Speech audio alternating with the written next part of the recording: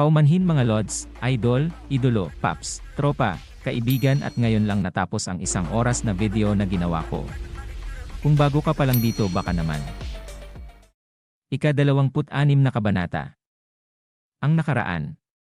Akmang sasaksakin na ng asasin si Nambung Mae, habang ito ay walang malay. Sa pagpapatuloy itinaas ang kutsilyo at isasaksak na sana ng asasin nang biglang napahinto ito ng may dumating na matanda.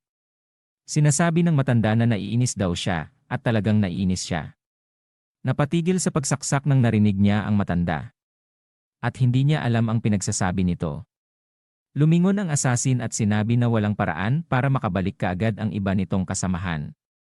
Nagtanong ito kung ano ang pangalan nito. At itinutok ang kutsilyong hawak ng asasin. Nagsalita ang matanda at sinabi na pasensya na hindi ko alam kung anong nangyari dito kanina at bago ako dumating. Pero isa lang ang alam ko ang bagay na sigurado. At inayos ng matanda ang maliit na kahoy sa kanyang ulo. Nakatitig at nagagalit ang matanda at sinasabi na sigurado ako ang taong nakatakip ang kanilang mga mukha ay hindi kailanman nakakagawa ng mabuti. Kayong tatlo bakit nyo pinagtutulungan bulihin ang isang bata? Sinabi na lang ng mayabang nato na isang pulubi tinawag niya si number 2 at sinabi na siya na ang humarap sa matanda. Kumuha ng kutsilyo si number 2 at inihagis sa matanda. Makikita na tumama ang kutsilyo sa ulo ng matanda. Ang tinamaan pala ay ang kahoy na ginamit niyang tungkod.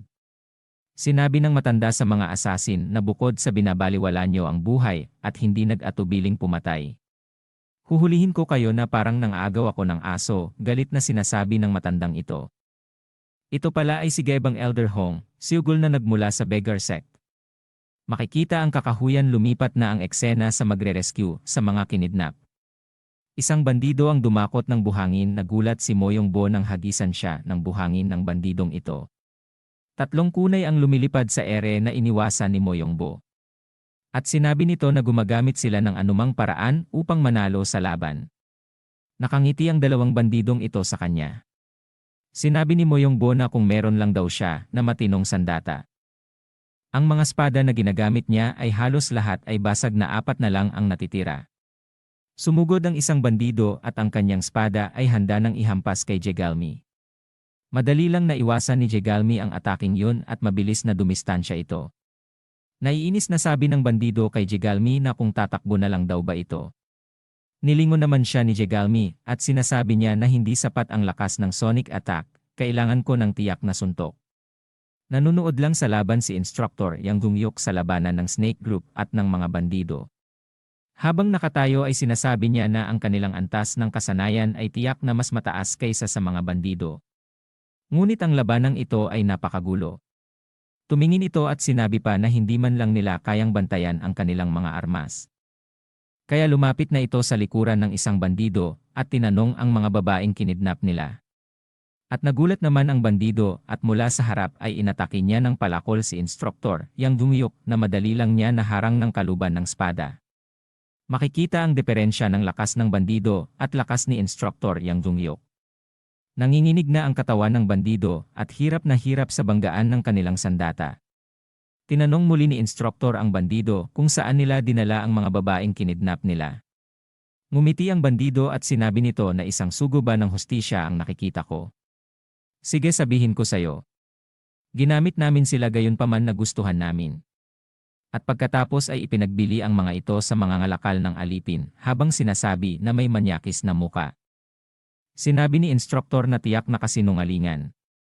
Wala silang sapat na oras para gawin yon.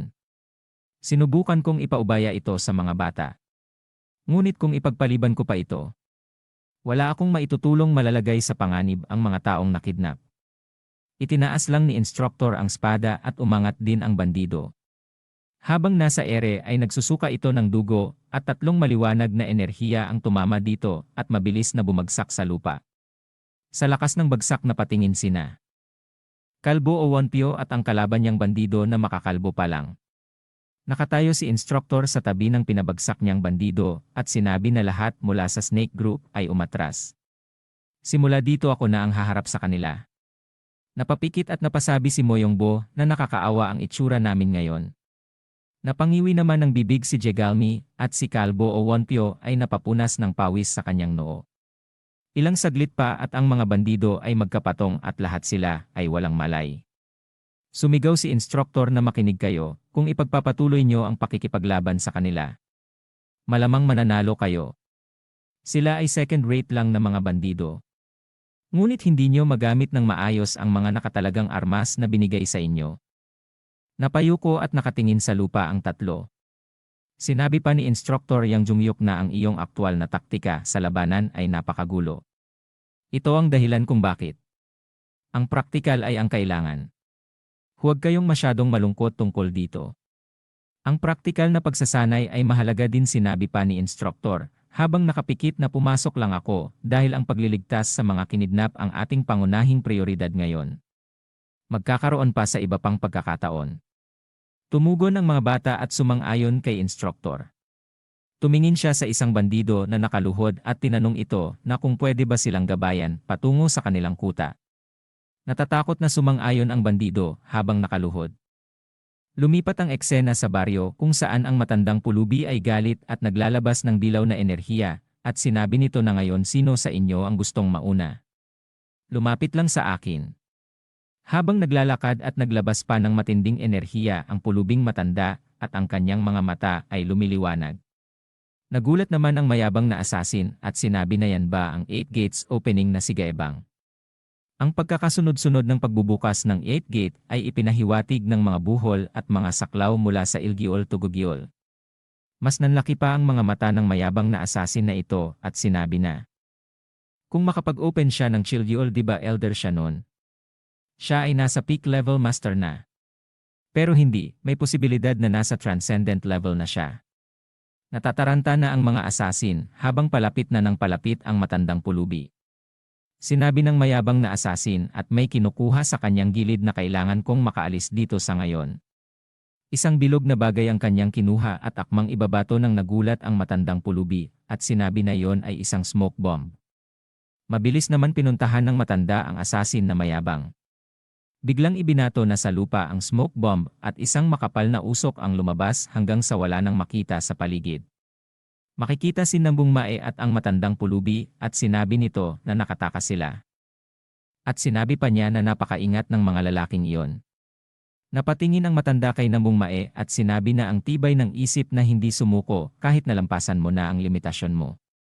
Nakataob pa rin na nakahiga sa lupa si Nambung Mae. Dagdag pa ng matandang pulubi na ang paghatol ng pagpili ng opsyon na posible sa pinakamasamang sitwasyon.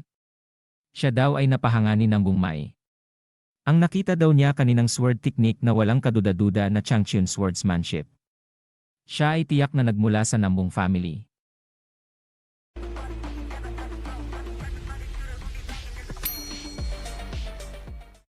Ika-27 kabanata. Gabi na at bilog ang buwan at malaki. Makikita ang bakuran ng baryo. Ang mga taga-baryo at ang mga ngalakal ay abala sa paghahanda ng mga gamit. At ang leader ng mga ngalakal ay nakatingin sa kanila. Nagulat at napalingon sa trangkahan ng baryo si Leader Yang Ikyon. Nakita niya ang mga babae na kinidnap ng mga bandido. Umiiyak ang babae nang makarating na sila sa kanilang baryo, ilang saglit pa ay tumatakbo at lumuluha ang taong ito. Kasunod ang mga tao na papunta sa kanilang asawa o anak. Niyakap nila ang isa't isa at masaya sila na nakabalik ng buhay sa kanilang pamilya. Masaya naman na tinitingnan ni Kalbo, Jegalmi, Moyongbo, at Instructor Yang Jungyuk.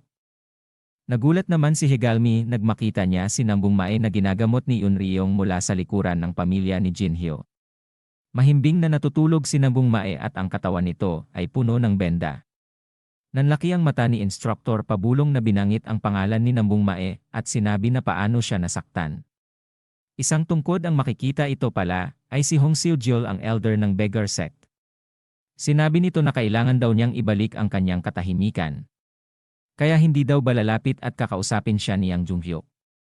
Tumugon naman si Instructor Yang Junghyuk kay Elder Hong Seojeol na hindi ba ikaw ang the drunkard Elder Hong Seojeol. Nagulat sina Moyongbo at Jegalmi sa kanilang narinig. Humawak sa balbas si Elder Hong at sinabi na hindi daw niya alam kung bakit, pero laging sumasama ang kanyang pakiramdam tuwing naririnig niya ang palayaw na iyon. Nagtanong muli si Instructor Yang Jungyuk at sinabi na paano daw napunta dito ang isang Great Elder. Sumagot naman si Elder Hong na napadpad daw siya dito, habang naglalakad siya nagkataon ay nakilala daw niya siya. Naiinis si Elder Hong at sinabi na bakit daw niya tinatawag siya na Elder imbes na Senior. Seryosong sinabi ni Instructor dito na kung ganoon Senior, bakit niya sinaktan ang batang yan? Napasigaw si Elder Hong. Habang silang dalawa ay naging chibi. Sinabi ni Elder Hong kahit gaano daw siya, kalasing may linya na hinding-hindi daw siya tatawid. Paano daw niya masasaktan ang isang bata? Humingi ng paumanhin si Instructor kay Elder Hong at nagtanong kung ano ang nangyari kay Nagungmay. Nakapikit at napahimas na naman sa balbas si Elder Hong at nagsimula na magkwento sinabi saan daw nga ba niya sisimulan. Tumitig ito at sinabi na una sa lahat bigyan daw muna siya ng alak. Pinipigilan ni Instructor ang kanyang tawa na halos ang pisngi nito ay sumabog na. Siya daw talaga ay nakakatawa. Makikita ang lamesa na puno ng pagkain at alak. Kumakain na pala si Elder Hong at umiinom ng alak at sarap na sarap ito. Nagtatakang nagtatanong si Instructor kay Elder Hong na kung lahat ba ng sinabi niya kanina ay totoo. Gulat na reaksyon ng mga bata at Instructor Yang Junghyuk habang kaharap nila si Elder Hong sa lamesa. Hawak-hawak pa ang kanyang pinagkainan sinabi sa kanila na tama lahat ang inyong narinig kanina. Ang batang iyon na nanggaling sa pamilyang namung lumaban hanggang sa katapusan kahit na mas marami ang kalaban. Para lang maprotektahan ang mga taga-baryo at ang mga mangangalakal.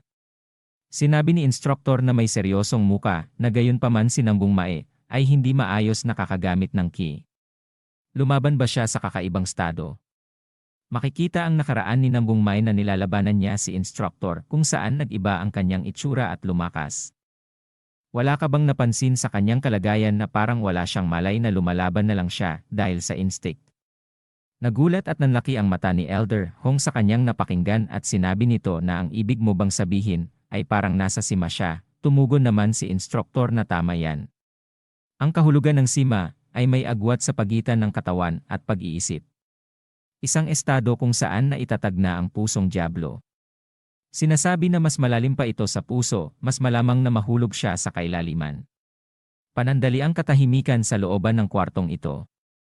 Seryosong sinabi ni Elder Hong at itinaas pa niya ang kanyang hintuturo na nakakatiyak daw siya na hindi ganon. Hindi naman daw ganoon ang kanyang pakiramdam, sa halip ay napakahusay pa nga niya para sa kanyang edad. Seryosong sinabi at nakapikit pa habang umiinom ng alak sinabi nito na pinatay niya ang 2 sa 4 na assassin siya lang mag-isa. Nanlaki ang mata sa gulat nang marinig ni Jegalmi, gayon din si Mo Yongbo, pati na si Instructor Yang Junghyuk. Ang sinasabi mo ba ay nakipaglaban siya sa mga assassin? Wika ni Instructor Yang Junghyuk na gulat. Sumagot si Elder Hong na tama ka, sa kabila nito ang 4 na assassin na yun ay first-rate assassin. Kung hahatiin mo ang martial arts sa iba't ibang ranggo kung gayon ang mga nakapulot lang ng espada ay itinuturing na 2 antas. Ang pangalawang antas ay isang taong nahasa ang kakayahan ng espada at maaaring gumamit ng martial arts, kasanayan. Ang kakayahang maglabas ng layunin ng armas. Kung nakamit niya yon, kung gayon siya ay unang klase. Ito ay kapag maaari mong ipakita ang sword intent sa kalooban, bawat armas ay naglalaman ng sarili nitong layunin. Ang isang dalubhasa ay maaaring hatiin ang 2 bato. Ngunit para dito kailangan mong linangin ang iyong ki sa iyong dantyan sa loob ng mahigit 60 taon. Ang ranggo kung saan maaari mong hawakan ang isang dalubhasa sa ranggo na dalubhasa at matabunan siya ng mag-isa ay tinatawag na super eksperto. Lampas doon, mayroon na Hwangyon at Hyunjong. Nagtatakang sinasabi ni Jegalmi sa kanyang isip na walang paraan upang si Nagungmay ay magagawa yon. Kaya sinabi niya na hindi makapaniwala kay Elder Hong na kung nakita daw ba niya yon ng sarili niya. Tumugon at sinabi na siyempre, nakita ko, sabi ni Elder Hong. Pero sandali lamang bakit ang reaksyon mo ay parang kakaiba habang nagsasali ng alak sa kanyang tagayan. Sinabi pa niya na bakit lahat kayo ay may pag-aalinlangan imbes na purihin niyo siya. Nagulat at nanlaki ang mga mata ng mga bata at si Kalbo ay nakapikit. Pero si Instructor ay nagtataka pa rin. At sinabi na dahil ang batang iyon ay hindi ganon kagaling katulad ng mga sinasabi mo habang nakapatong ang mga kamay sa lamesa. Sa tingin daw niya mali ang mga sinasabi ni Elder Hong sa kanila. Nagalit at ibinagsak ang lagayan ng alak sa lamesa. At pasigaw na sinabi na ang sinasabi daw ba ni instructor, Yang Jungyuk na siya daw ay nagsisinungaling. Sa tingin mo saan ako nabibilang? Isa daw siyang elder mula sa angkan, isang angkan na kilala para sa pagkalap ng mga impormasyon. Mas lalo pang sumigaw at nagalit si Elder Hong at sinabi na kung magsasabi daw siya ng mga kasinungalingan, walang sino man ang magtitiwala sa kanila. May daliri na makikita itinuro pala niya si Nanggung Mai. At sinabi na ang taong iyan walang duda na siya ang nakipaglaban sa mga assassin gamit ang kakayahan na Nambung Sword Technique. Ang ibig lang sabihin nun isa siya sa 5 anak ng Nambung family. Ang mga babaeng anak ay hindi kasali dito. Mahimbing na natutulog si Nambung Mae at si Elder Hong ay kinikilatis pa siya. Sinabi niya na kung titingnan niya ang edad hindi ito ang unang anak, kaya naman isa na lang ang taong natitira na galit at bahagyang napasuntok sa lamesa. Naglabas ng dilaw na enerhiya at lumiwanag ang mata at sumigaw at sinasabi na kahit na siya ay inosente, siya ay nagkaroon ng masamang reputasyon dahil sa kanyang kakaibang personalidad. Ang nakita ko ay isang batang marunong manindigan sa mahihina. Nagulat at napanganga ang mga bata at si instructor Yang Jungyuk sa lakas ni Elder Hong. Huminahon ng kaunti si Elder Hong at sinabi na siya daw ang pangatlong anak na si Namgong Hui. Umuusok ang katawan ni Elder Hong habang nakatayo at panadali ang tumahimik sa kwarto. At pinakita ang alak. Nagsalita si Jegalmi at sinabi kay Elder Hong na mali ito, pagkatapos ay naging chibi si Elder Hong at sinabi na ano ang ibig mong sabihin. Sinagot siya ni Jegalmi at sinabi na hindi siya si Nambung Hui pero siya ang kanyang ikalimang kapatid na si Nanggung Mai. Halos lumabas ang mata ni Elder Hong at hindi makapaniwala at sinabi sa kanyang isip na ang panglimang anak ng Nambung family. Nadumihan lang daw ba niya ang pangalan ng kanilang clan para sa wala? Hindi daw niya kayang mawala ang reputasyon ng angkan nila ng ganito. Hindi daw pwedeng baliwalain ang edad niya. Kaya naman kailangan daw niya mabilis ibahin ang usapan ng natural hanggat maaari. Lumiwanag ang mata ni Elder Hong. Tumighim at nagtanong si Elder Hong kung bakit daw inatake ng mga assassin ang baryong ito. Ano sa tingin niyo? Namungay ang mga mata ng mga bata at halata na ng mga ito na sinusubukan lang ni Elder na baguhin ang usapan. Naglalakad palapit si Leader Yang Ikyon at sinabi sa kanila na siguro daw ay may pakay ang mga assassin sa kanila at malamang daw ay meron. Napunta na ang eksena sa Anhui Province at makikita si Master Gui Myeondok at siya daw ay nakarating na rin sa wakas. Sa kalagitnaan ng gabi at bilog pa ang buwan. At nasa trangkahan na si Master Gui Myeondok ng isang palasyo. Ito pala ay palasyo ng mga Nambung family. Dito na nagtatapos ang 27 kabanata.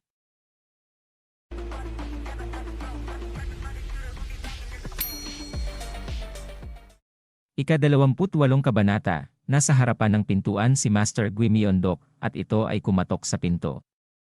Pagkatapos kumatok ay naghihintay ito na siya ay pagbuksan. Ilang saglit pa ay unti-unti nang bumubukas ang pinto.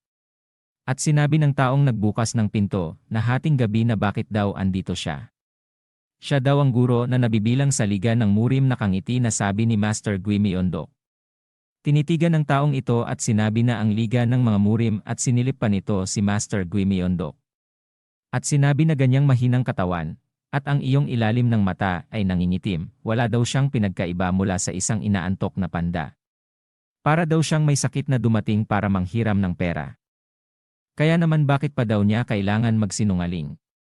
Nagduyan-duyan ang katawan ni Master Gui Myeondok at naging chibi ito at hindi makapaniwala sa kanyang narinig. Sinabi ng matandang ito na umalis na lang daw siya ngayon at masyado ng gabi. Kaya naman siya daw ay bumalik na lang bukas. At tumugon naman si Master Gui Myeondok na okay sige. Isinarado ang pinto at sinabi na kung gayon magkita na lang tayo bukas. Naiwang mag-isa sa harapan ng pinto si Master Gui Myeondok. Pagkatapos ay makikita si Master Gui Myeondok sa ibabaw ng bubungan na mayroong tinitingnan. Seryosong tinitingnan niya ang taasan ng palasyo na mayroon lumiliwanag na enerhiya. Nakangiting sinabi niya na nararamdaman daw niya ang malaking halaga ng enerhiya na nagmumula sa gusaling iyon. Nasa bubungan pa din siya at siya ay biglang nawala. Tumalon na pala ito ng mabilis papunta sa gusaling iyon at sinasabi niya na dapat daw ang padre de pamilya ng nambung lang ang naroroon. At lumipat na ang eksena kung saan si leader ng mga ngalakal na si Yang Ikyon ay may sinasabi sa kanila na may hula daw siya. Nagulat na napatingin ang mga bata at sina instructor at elder Hong. Tinitigan ni instructor Yang Jungyuk si Yang Ikyon. Nakatayo lang at nakatitig sa kanila ito. Maya-maya pa ay may kinuha sa looban ng kanyang manggas na damit. Ito pala ay isang maliit na kahon pagkatapos ay inilapag niya ito sa lamesa. Tinignan naman ni na instructor Yang Jungyuk at ng mga bata na gulat. At sinabi na ito ay isang kahon na kahoy. Tumugon si Yang Ikyon at sinabi sa kanila na tama daw sila isa itong kahoy na kahon at binuksan niya ito. Pagkabukas ay nagtataka si Jegalmi kung bakit ito ay walang laman. Habang nagugulat si Yun Ryong na nasa tabi niya. Sumagot naman si leader Yang Ikyon at sinabi sa kanila alam daw naman niya yun, kaya nga ang sinabi niya na may hula siya.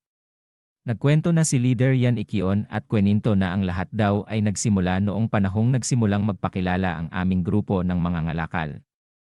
Makikita na marami ang laging pumupuntang tao sa kanila. Lahat ito ay pinapatuloy nila sa kanilang palasyo. Isang araw daw ay may mga tao na magagarang mga kasuotan at may mga dala na mga bandera ang nagpakita sa kanilang harapang pintuan. At ang mga taong iyon ay sina Merchant Group's Head na si Jongchun Kwak, Susong Merchant Group's Head, at si Manso Merchant Group's Head. Nakatitig lang ang kanyang ama sa mga taong ito. At pagkatapos ay yumuko at gumalang sa mga taong iyon. Ngunit sa halip na magsimula ng sigalot sa pagitan ng aming mga grupo ng mga ngalakal, sinubukan nilang patatagin ang aming pagkakaibigan. Makikita si leader Yang Ikyon sa panahon na yon na nasa likuran ng pinto. At habang ang mga merchant group ay nagiinuman. Dahil hinog na ang kapaligiran, nagmungkahi sila ng produktong hindi nila dapat ipamahagi. Hindi ko alam kung ano ito. At ayoko din malaman. Ito ay isang bagay na dapat lamang ibenta sa mga nakakaalam ng secret code. At inalok na nga ang aking ama ng malaking halaga na silver tile na may ngiting binabalak. Ngunit bilang isang mangangalakal, ang aking ama ay hindi gumawa ng isang bagay na hindi niya alam. Tinatanggihan namin ang kanilang alok na sinasabing hindi namin ito may bebenta sa iba. Umalis ang mga ito na may iniwang masamang tingin. Simula noon, nakipagsabuatan na sila para ibagsak ang aming merchant. Ang aming grupo ng mga ngalakal ay nagsimulang humina at naging kung ano ito ngayon. Ang kahon na gawa sa kahoy ay naiwan nila, ngunit nang buksan namin ito ay walang laman. Marahil naisip nila ang posibilidad na tanggihan namin ang kanilang mungkahi. Tumahimik ng sandali sa kwarto habang nakatingin sila sa kahon na gawa sa kahoy. Nagsalita si Jegalmi at sinabi ang mga assassin ba na yun ay kilala ang muka ni Nambung Mai. Siguro daw ay may nagpadala nito mula sa Merchant Federation. Tumugon si leader Yang Ikyon kay Jegalmi na parang ganun na nga. Kaya nga daw siya ay nanghuhula, ngunit sa ngayon ito ay walang iba kundi isang hula. Nag-isip si Jegalmi at sinabi na ano kaya ang meron na nasa kahon na gawa sa kahoy. Gusto din naming malaman yan, tugon ng umingiti si leader Yang Ikyon. Parang ganito ba yan? Sabi ni Elder Hong na tinitngnan ang kahon na hawak niya. Nanlaki naman ang mga mata ni na Yun Ryon, Jegalmi, at instructor Yang Jungyuk. Gulat na pasigaw na sabi ni leader Yang Ikyon na paano mo nakuha yan. Ito daw ay iniimbestigahan din nila, tugon ni Elder Hong na nakatingin sa kahon. Binuksan ang kahon at pinakita sa kanila ang laman at isang bilog na parang candy na kulay dilaw ang nasa loob nito. Tahimik na pinakita ni Kalbo ang kwaderno na itinuro niya ang nakasulat dito na isang tableta. Elixir ba yan, sabi naman ni instructor. Sumagot naman si Elder Hong na hindi ako sigurado at hindi ito maaaring isang ordinaryong elixir. Hawak-hawak ang tagayan ng alak ay sinabi pa niya na palihim akong pumasok. Habang ang masamang pangkat ng mga professional ay nakikipaglaban para makuha ito. Napaisip at sinabi ni Jegalmi na feeling ko may isang bagay na baluktot sa likod nito. Tama ka dyan, sobrang malansa ang amoy. Parang isang lalaking hindi naghugas ng 5 taon na naligo sa basurahan, tugon ni Elder Hong. At sinabi pa na niya na may seryosong muka na. Sa karagdagan, mukhang medyo kumalat na ito sa gitnang rehiyon. Kaya, ang pagsusuring ito ng elixir ay inatasan sa sektang medikal at sa pamilyang Satyondang. Nagulat si Jegalmi. Pero si Yun Ryong ay masaya ang naging reaksyon. Nagisip ng muli si Jegalmi at sinabi na kung ang sekta ng medisina at ang pamilya ng Sacheondang sigurado akong malalaman natin kung ano ang epekto nito. Ngunit kung aling powerhouse ang nakakagambala sa mga elixir na ito. Ang powerhouse ay isang bansa, organisasyon, o taong may maraming impluensya, kapangyarihan. Nag-iisip ang mga bata. Sinabi naman sa isip ni Elder Hong na ang mapayapang murim ay malapit ng yumanig ng husto. Napatingin si Elder kay Nambung Mae at sinasabi sa isip niya sa kanya na salungat sa opinyon ng lahat tungkol sa iyo, ikaw ay isang napaka-interesante na tao habang natutulog si Nambung Mae. Dito na nagtatapos ang ika-28 kabanata.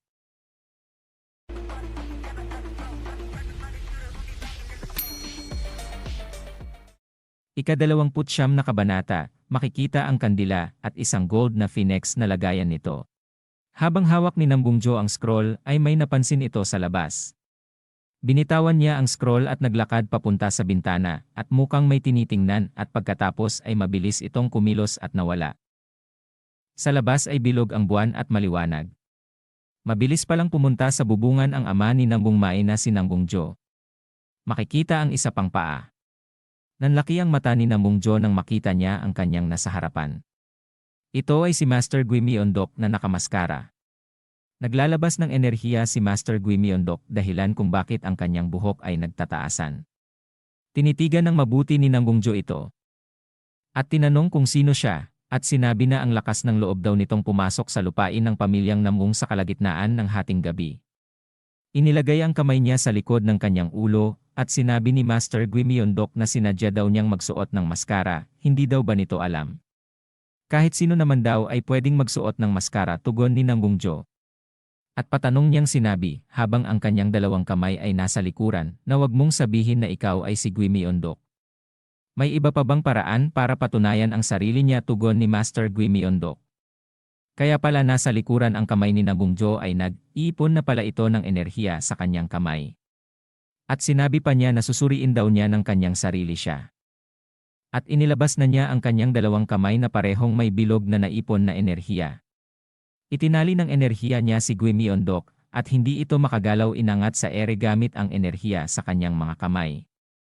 Sumigaw at naging pula ang kanyang mata. Ang isang kamay niya ay itinulak habang nakagapos pa rin sa enerhiya si Master Gui Myeondok sa ere.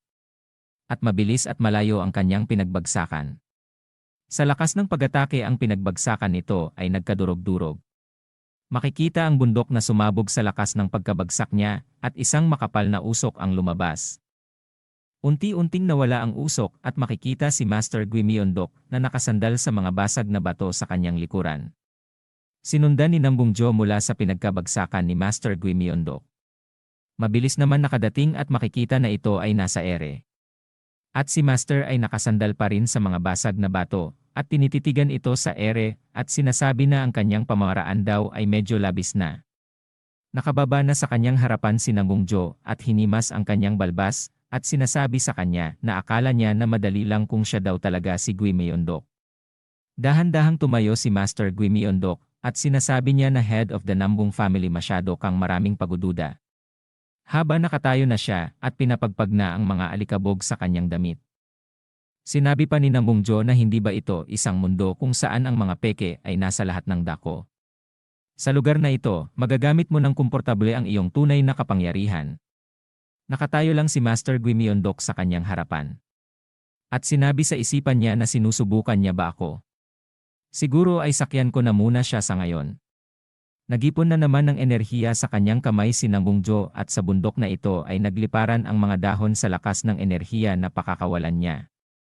At sinabi pa na ngayon mo patunayan sa akin kung siya daw ba talaga ang tunay at dapat pakikitunguhan. Inipon na niya sa kanyang dalawang kamay ang isang bilog na enerhiya. Na ikinagulat ni Master Gui Myeondok at ilang saglit pa ay itinira na niya ang Kamihami Wave ni Nambungjo. Ang tawag sa atake na ginawa niya ay Gungyeon Iljang Dam Swallowing Palm. Isang malakas na enerhiya ang winawasak ang lahat ng nadadaanan nito patungo kay Master Gui Myeondok. Nakatayo lang ito at malapit ng tumama. At isang malaking pagsabog ang naganap at ang malalaking bato ay nawasak ng tamaan nitong malakas na enerhiya. Gumawa ito ng napakakapal na usok at mula sa usok ay tinitingnan ni Nambungjo si Master Gui Myeondok. Nanlaki ang mata nito nang makita na mabilis na tumatakbo si Master Gui Myeondok. Mabilis na pinuntahan niya ito at gumawa ng isang pag-atake na ang aura niya sa kamay ay ginawa niyang espada. Pagkatapos ay inihampas ito kay Master Gui Myeondok. Ngunit ang mga atake na yun ay naiwasan niya. Sa sobrang lakas ng atake ang mga bato ay nagliparan at nawasak. Isang malaking liwanag ang makikita sa bundok na iyon. Patuloy sa pag-atake si Nambungjo, ngunit ang lahat ng iyon ay naiiwasan lang ni Master Gui Myeondok. Sumisigaw na sa galit si Nambungjo dahil hindi man lang ito makatama. Habang umiiwas ay sinabi niya na sigurado, siya ang pinuno ng Nambung family, ang kanyang sword ki ay talagang napakatalas. Kaya naman ay napilitan na rin siyang gumamit ng sword ki. Hinarang niya ang atake ni Nambungjo ng kanyang sword ki. Sinabi pa ni Nambungjo na dapat lang na kaya mo rin itong gawin kahit papaano. Kung ikaw talaga ang totoong Gui Myeondok. Tumugon naman ito at tinanong kung may pagdududa pa rin ba siya. Inaamin daw niya na siya daw ay hindi bababa sa unrestrained realm. Gayunpaman dahil lamang ikaw ay nasa unrestrained realm, ay hindi nagpapatunay na ikaw ay si Gui Myeondok. Ang master sa antas ng unrestrained realm ay hindi karaniwan, ngunit may ilan sa mga kumakatawan sa bawat angkan. Dahil maraming masters na nakarating sa estado na ito. Sumagot naman si Master Gui Myeondok at sinabi na maaaring may mga pagkakaiba sa paliwanag, ngunit dapat daw siyang sumang-ayon. At nagtama ang kanilang mga sword ki at lumiwanag ito sa lakas ng salpukan at ang paligid ay nawasak.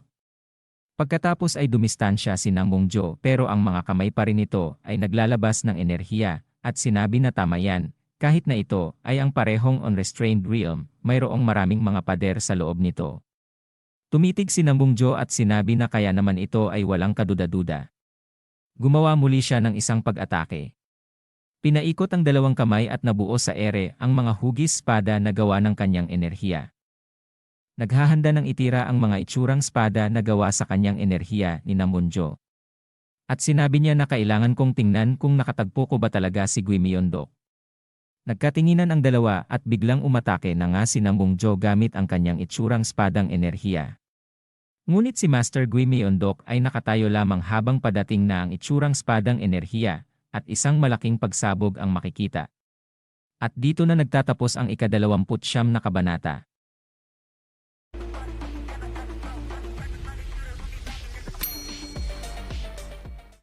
Ika-30 kabanata. Ang nakaraan inatake na nga siya ni Nambungjo ng kanyang enerhiya habang ito ay nakatayo lamang sa harapan niya. Pagkatapos ay makikita ang malaking pagsabog. Sa pagpapatuloy isang malaking pagsabog ang makikita sa bundok. Makikita ang paa ni Master Gui Myeondok na mabilis na iniiwasan ang mga bumabagsak na enerhiya na gawa ni Nambungjo. Sa lakas nito ang tinatamaang lupa ay nawawasak. Patuloy pa din sa paghabol ang enerhiya na gawa ni Nambungjo kay Master Gui Myeondok. Tumitig pagkatapos ay iniwasan niya ang tatlong itsurang espada nang nakabaliktad ang posisyon. Makikita ang tao na nagwawalis at ito ay napatigil at napalingon at napansin niya ang makapal na usok sa di kalayuang bundok. At sinabi nito na mukha daw na ulan. Ang mga bato at lupa ay nagkabasag-basag kung saan-saan. At sa ilalim ng bilog na buwan ay makikita ang bundok kung saan sila Master Gui Myeondok at Nambungjo ay naglalaban. Nakatitig si Nambungjo at ang mga kamay nito ay handa na naman umatake pero si Master Gui Myeondok ay nakatingin lang ito kay Nambungjo. Nagsalita si Nambungjo at sinabi na dito sa Murim may magkakapatid na tinatawag na Extraordinary Triads. Ang mga Extraordinary Triads ay pinakita na si Kwak Yoon ang kasalukuyang pinuno ng Liga ng Murim. Ang undead na eskrimador. Ang sumunod ay si Redcliffe, Changzon sa Soma, siya ay alamat ng Sapaeksyon at ngayon ay naninirahan sa liblib na lugar. Ang kasunod ay si Pungundozon Jujiokwa, isa siyang scoundrel na mahilig gumala sa lahat ng oras. Lahat sila ay namumuhay sa sarili nilang paraan, wika ni Nambungjo. Pagkatapos ang kanyang kamay ay gumagawa na naman ng isang bilog na enerhiya sa kanyang harapan. At sinabi na dahil naglilinang pa sila, dapat mayroong isang bagay sa likod ng Huijing, the legendary realm. Nakatungo at nakikita ni Master Gui Myeondok na gumagalaw ang lupa at nagsisiangatan ang mga bato. Tiningnan niya ito at sinabi na hindi pa daw ba ito tapos. Lumaki na nga ang energy ball na hawak ni Nambungjo at handa na itapon kay Master Guimiondoc. Gayunpaman, isang nilalang na higit na nalampasan ang mga pambihirang triad na iyon ay ipinanganak sa mundo ng murim wika ni Nambungjo. Sinabi pa niya na kung malapit na talaga sa kasalukuyan. Tapos ang kasalukuyang kaharian na kinalalagyan mo ngayon ay ang Hyungkyung. Ang simula ng matagal na labanan sa pagitan ng mga kaharian. At ang pinakamalaking nag-ambag sa pagtatapos ng digmaang iyon ay ang Hyukwadae at si Guimiondoc. Tiningnan lang siya ni Master Guimiondoc. At sinabi pa ni Nambungjo sa kanya na kung walang Guimiondoc, hindi pa matatapos ang digmaang iyon. Tumugon naman si Master Guimiondoc na ano daw ang pinagsasabi nitong bigla. Napangiti ng bahagya si Nambungjo at nagkwento sa nakaraan. Makikita na may nakaluhod at sumusuka ng dugo. At sinasabi nito na malayo na ang narating niya. Ito pala ay si Nambungjo nung kabataan pa niya. Nakaluhod siya na nanghihina at nagsusuka ng dugo sa harapan ng taong lumiliwanag ang mata. Wika niya na tinatrato lang siya ng ganito ng taong ito. Tinitigan siya ng taong mukhang halimaw pagkatapos isang kamao ang handa ng sumuntok. Handa na palang tapusin ang buhay ni Nambungjo ng lalaking ito. Nakatitig lang sa parating na atake at nanlaki ang mata ni Nambungjo. Pumikit na siya at tanggap na ang kanyang kamatayan. Makikita ang nagtalsikang mga dugo sa lupa at nagulat at nanlaki na naman ang mata ni Nambungjo na pinagpapawisan nang makita niya na pinugutan ng ulo ni Master Guimiondoc ang lalaking halimaw. Pagkatapos ay lumaglag ang ulo ng lalaking halimaw sa lupa na nagpagulong-gulong. At naiwang nakatayo si Master Guimiondoc. Hindi makapaniwala si Nambungjo at nanlaki ang mga mata. At sinabi niya na isang tao ang nagligtas sa kanya. Habang nakataas ang kamay na nakatitig kay Master Guimiondoc at ang energy ball ay sobrang laki na. At tinanong niya na alam mo ba na ang mga pumunta sa digmaan, kasama niya ang tawag sa kanya ng mga ito ay Guimiondoc the Lonely Ghost. Nakatingin lang si Master Guimiondoc kay Nambungjo. Habang ibinato na kay Master Guimiondoc ang energy ball at sinasabi nito na para magpanggap ka na si Guimiondoc. Dapat alam mong mabigat ang kabayaran nito. At isang malaking energy ball ang malapit ng tumama kay Master Guimiondoc. Ang tawag sa energy ball ay Chiyongyang Absolute Fire Blast. At nang malapit ng tumama ay hinarang ng isang kamay ni Master Guimiondoc ang energy ball na binato ni Nambungjo na hinawakan niya at binasag. Gulat na gulat at hindi makapaniwala si Nambungjo at sinabi sa kanyang isip na sinira niya lang daw ang killer move niya ng ganun kadali. Talaga bang mas malakas siya kesa sa kanya?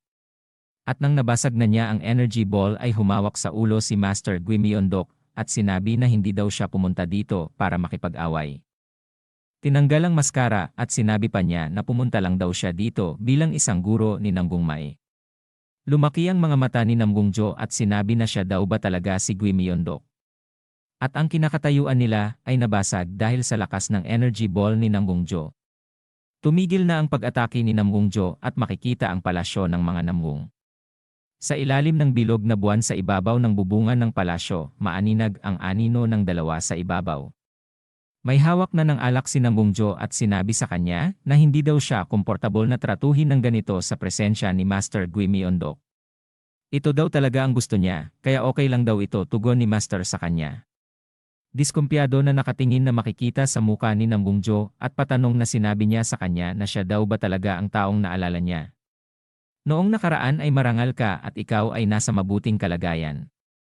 Hanggang ngayon daw ba ay hindi pa rin ito naniniwala sa kanya, baka gusto niya pa daw na maglaban ulit sila. Tugon na nakangiti si Master Guimiondoc. Sumagot naman si Nambungjo na hindi na kailangan, nasuri na daw niya ang kanyang mga kakayahan. Tumatanda na daw talaga siya at ang kanyang memorya daw ay lalong lumalala. Sinabi ni Master Guimiondoc at sila ay naging chibi na hindi ba't maraming taon ang lumipas pagkatapos ng lahat. Tumugon na sumang-ayon na lang si Nambungjo kay Master Guimiondoc. Maliwanag at bilog ang buwan sa ilalim ng liwanag ng buwan ay makikita ang palasyo ng Nambung. At sa sinag ng buwan ay maaninag ang mga anino ng dalawa na nakaharap sa isa't isa. At nagsalita si Nambungjo na nagpunta daw si Master Guimiondoc dito sa kanila dahil sa kanyang bunsong anak kung tama daw ang pagkaalala niya. Sumagot naman si Master Guimiondoc na tama iyan. Tumugon muli si Nambungjo na ay ganun ba kaya ano naman ang gusto niyang malaman buhat sa kanya. Dito na nagtatapos ang ika-30 kabanata.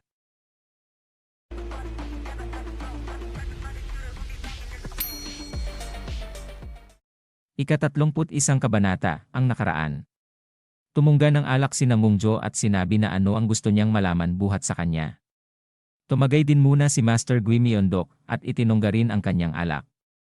Pagkatapos ito ay inalis na niya ang bote ng alak sa bibig niya at sinabi niya na binigyan daw niya ng maraming pansin ang dantian ni Nambung Mae na may seryosong muka. Sa kalagitnaan ng gabi bilog ang buwan sa ibabaw ng bubong ng palasyo ay nag-uusap sina Master Gui Myeondok at Nambungjo.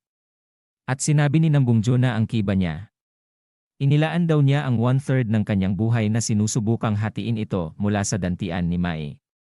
May ang tawag ng kanyang ama kay Nambung Mae. Pinakilos daw nila ang kanilang intel at tauhan. Ngunit hindi daw nila maisip kung anong uri ng lason iyon. Kaya naman daw inilagay na lang niya ang pag-asa sa Murim League, at sa kanya daw. Kay Gui Myeondok. Tumugon at sinabi ni Master Gui Myeondok na sabi na nga daw niya. Sinabihan pa niya si Nambungjo na kung maari daw ba na ikwento niya lahat ng kanyang nalalaman na may seryosong muka. Makikita ang bilog na buwan. At tumungga na naman ng alak sa bote si Nambungjo. Pagkatapos ay huminga ng malalim. At nagkwento na ito at ilang sandali pa, ay natapos na ito magkwento, at sinabi niya na yun na lahat ang mga nangyari. Habang magkaharap silang dalawa. Tumitig lang si Master Gui Myeondok at sinabi may paraan daw para malampasan niya ito. Ang nasa loob ni Nambung Mae. Nagulat sa kanyang narinig at nanlaki ang mga mata ni Nambungjo. Sa kailaliman ng gabi maliwanag ang buwan at ang palasyo ng Nambung ay makikita kung saan ang dalawa ay nasa bubungan nag-uusap. Nagtanong si Nambungjo kung anong klasing paraan daw iyon. At nakiusap na magmadali itong gamitin kay Nambung Mae. Tumugon naman si Master Gui Myeondok na ito ay Wonryun Guigong. Inulit muli ang kanyang narinig ni Nambungjo at sinabi na Wonryun Guigong na patitig na nagtatakang sinabi na ito daw ang unang niyang beses na napakinggan ang salitang iyon. Siguro daw ito ay ang isa sa kanyang martial arts na ginagamit. Tama daw siya sabi ni Master Gui Myeondok at ito daw ang martial arts na kanyang nilikha tugon ni Master Gui Myeondok sa kanya.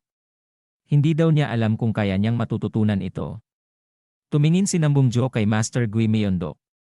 Sinabi pa ni Master Gui Myeondok na ang totoo daw ay wala talaga daw siyang balak na ipasa ang kanyang martial arts sa susunod na henerasyon. Sinasabi niya ito habang nakatingin sa kanyang mga kamay. At sinabi pa niya na mas lalo pa daw sa panahong ito ng kapayapaan. At nakatungong sinasabi niya ito. Tumingin ng malalim si Nambungjo kay Master Gui Myeondok at sinabi na isang kahalili dahil alam daw niya kung gaano kabigat ang magpasa sa isang tao ng martial arts. Pumikit ito at sinabi na hindi daw ito mapipilit. Humingi ng paumanhin si Nambungjo. At hindi daw niya ito naisip. Nagulat na nakatingin si Master Gui Myeondok sa kanya. Nakikiusap ito kay Master Gui Myeondok at sinabi na unawain daw siya nito. Dahil siya daw ay isang ama na nag-aalala sa kanyang anak. Nakatungong sabi ni Nambungjo. Sinabi naman ni Master Gui Myeondok na siya daw ang magpapasya kung ipapasa daw ba sa kanya ang martial arts niya pagkatapos pagmasdan pa siya ng kaunti. Nakapikit na sinasabi niya ito habang hawak ang alak na nasa bote. Nagpasalamat si Nambungjo kay Master Gui Myeondok sa ilalim ng bilog na buwan. Humawak sa kanyang balbas at napatanong na panahon na ba talaga ng kapayapaan.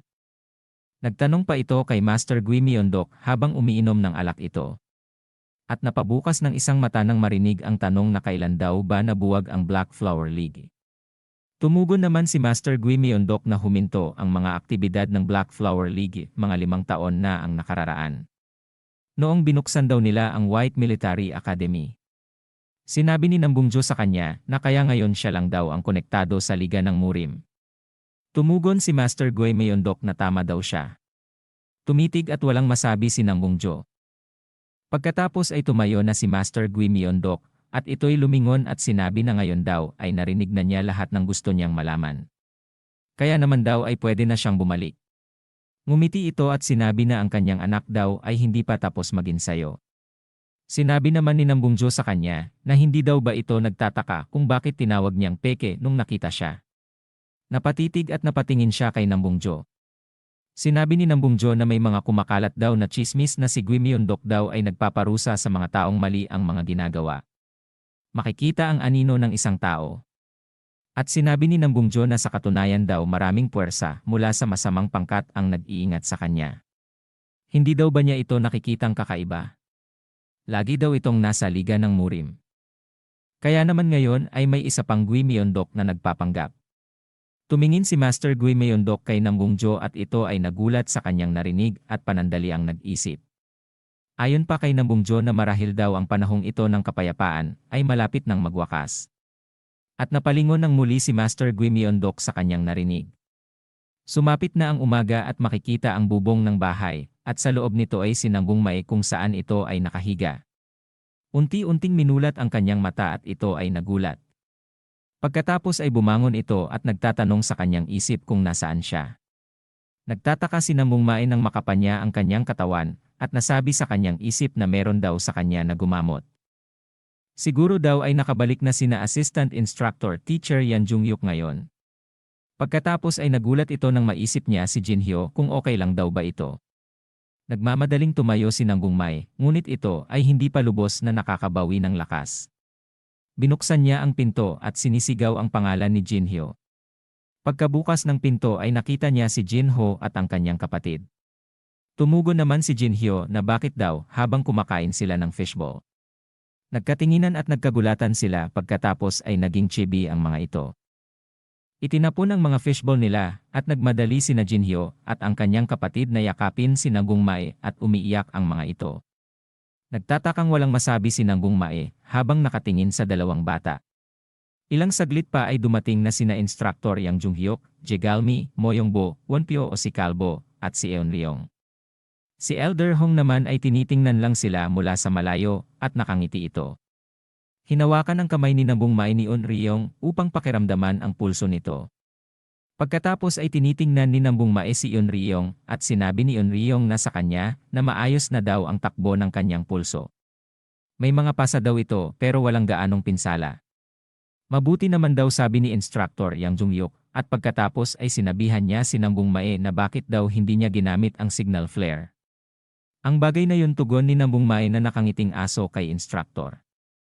Hindi daw niya yon nagamit dahil sa sinira ito ng mga assassin pagpapaliwanag na sinabi ni Nambung Mae. Ganun pa man okay lang dahil ayos lang ako. Sinabi ni Instructor na ang karaban daw ng mga mangangalakal ay magsisimula na muling maglakbay, kaya naman magpahinga daw siya ng mabuti. Tumugon at sumang-ayon naman si Nambung Mae kay Instructor Yang Junghyuk. Sa malaking punong ito si Nambung Mae ay nag-iinsayo ng reverse flow. Siya ay nakapikit at sinabi na sa wakas daw ay meron na siyang pag-asa. At sa tingin nito ay kaya na niya itong gawin. Nagulat ito at napalingon sa gilid at sinabi niya na ano daw ang ginagawa ni Moyongbo dito. Nakatingin at sinabi ni Moyongbo na may isang bagay daw siyang gustong malaman. Habang nakatitig na nakatulala si Nambung Mae, ay sinabi niya sa kanyang isip na sa unang pagkakataon daw ay kinausap siya ni Moyongbo. At nagsalita na si Moyongbo na sinabi na totoo daw ba. Tumitig at nagliliwanag ang mga mata nito, at nakasimangot na tumingin at galit na galit kay Nambung Mae. Sinabi na naman ni Nambung Mae sa kanyang isip na bakit daw nagagalit ito sa kanya. Meron daw ba siyang nagawang mali pagtatakang sinabi ni Nambung Mae na nakatitig. At sinabi sa kanyang isip na bakit daw ito nakatingin sa kanya, na parang papatayin daw siya nito. Inabot ni Moyongbo ang spadang kahoy kay Nambung Mae. Nagtatakang tumugon ito na yan daw ang spada niya. Bakit daw ito ay ibinibigay niya sa kanya? Sumagot si Moyongbo na napakinggan niya na ito daw ang spadang kahoy ang gamit niya nung nakipaglaban siya sa mga assassin. Ngumiti at sinabi ni Nambung Mae sa kanyang isipan na nakakairita ang paraan ng pagsasalita niya. At tumugon ito na tama daw siya dyan. At nagulat si Nambung Mae nang makita na 4 na lang ang kanyang spada. Napakagat ng labi si Moyongbo at tinanong niya kung paano daw siya lumaban gamit ang isang mahinang espada. Habang kapit ang spadang kahoy at hinahawakan ng mahigpit at tinititigan. Ang kahoy na espada daw na ito ay hindi dapat makakayanan ang tindi ng lakas. Napanganga at napatinging si Nambung Mae kay Moyongbo. Dito na nagtatapos ang ika-31 kabanata.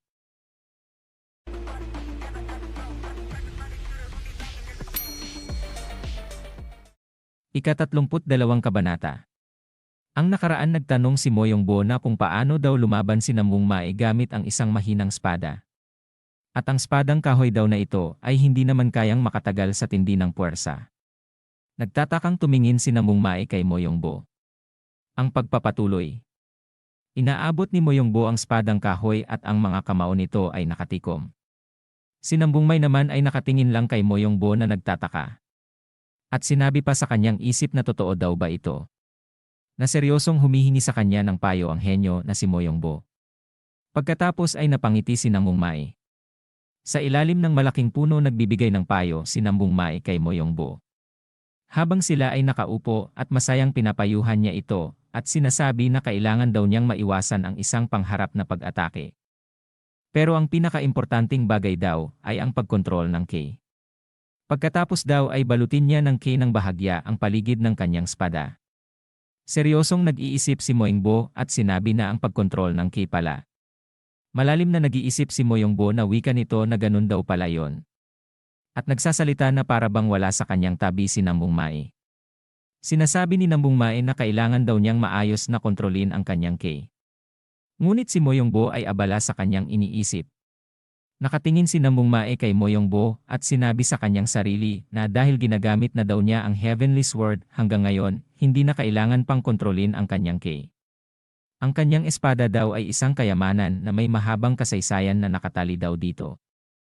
At naalala pa ni Namong Mae ang sinabi ni Master Gui Myeondok na napakahirap daw patalasin ang kanyang paningin gamit ang K. Kailangan pa daw niya ng napakahusay na pagkontrol ng K upang maalis ito.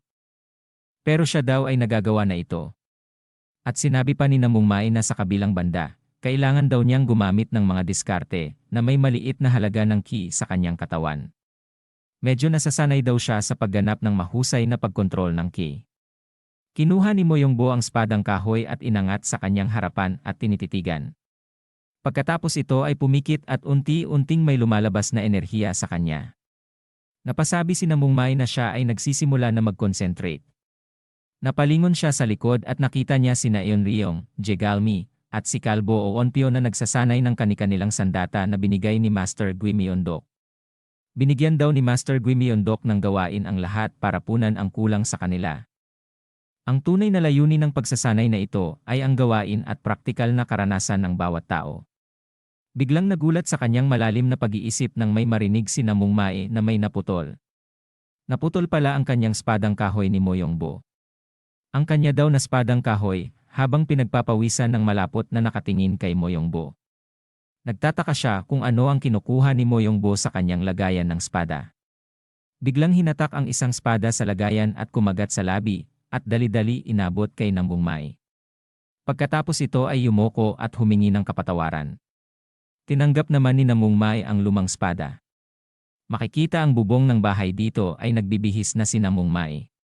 Pagkatapos ito ay tumingin sa labas at sinabi na hindi pa daw siya gumagaling ng lubusan. Pero hindi daw sila pwedeng maantala ang kanilang paglalakbay dahil lang sa kanya. Kinuha ang lumang espada at naglakad ito palabas. Nakita niya ang mga mangangalakal na abala sa paghahanda ng mga gamit.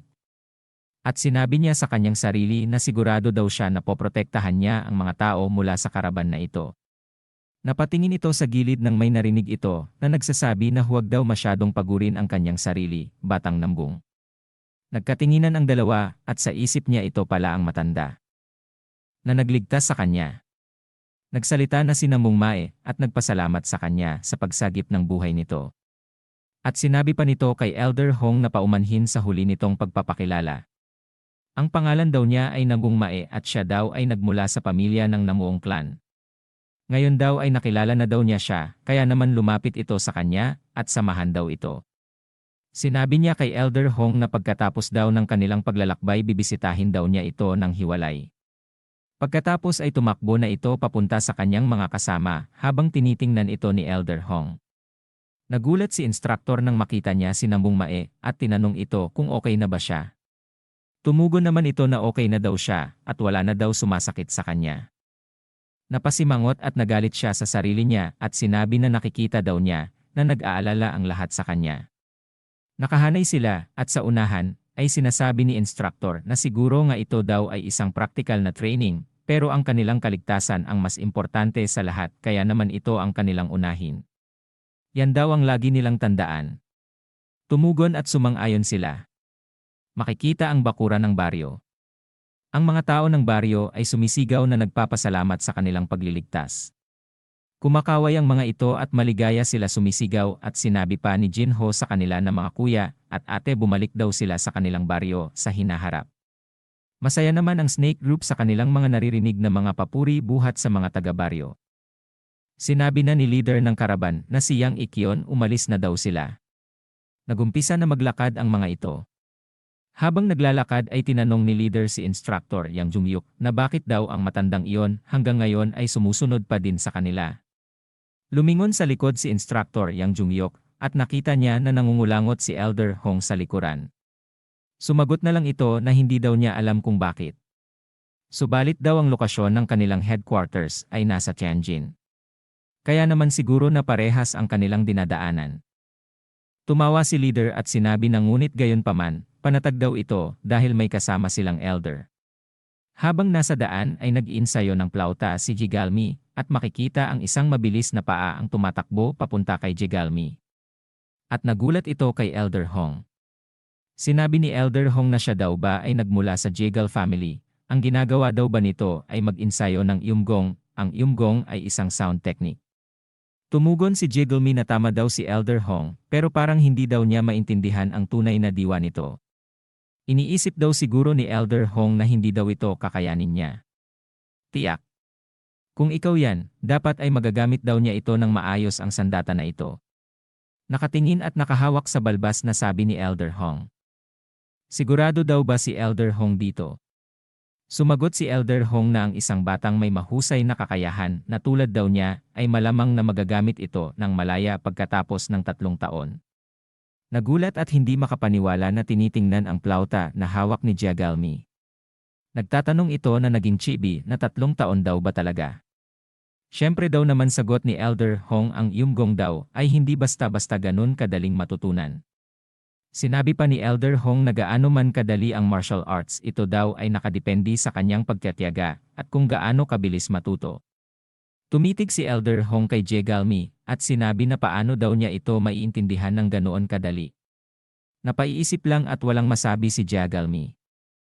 At sinabi pa ni Elder Hong na naisip niya ba daw kung bakit binigyan siya ng plauta ng stupidong guro. Hindi daw alam ni Jigalmi kung bakit. Naglakad na papunta sa unahan si Elder Hong.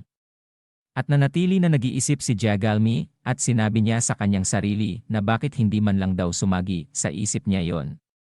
Sinabi pa ni Elder na ang isang matalinong tao kung minsan ay nahuhulog sa kanyang sariling mga panlilinlang.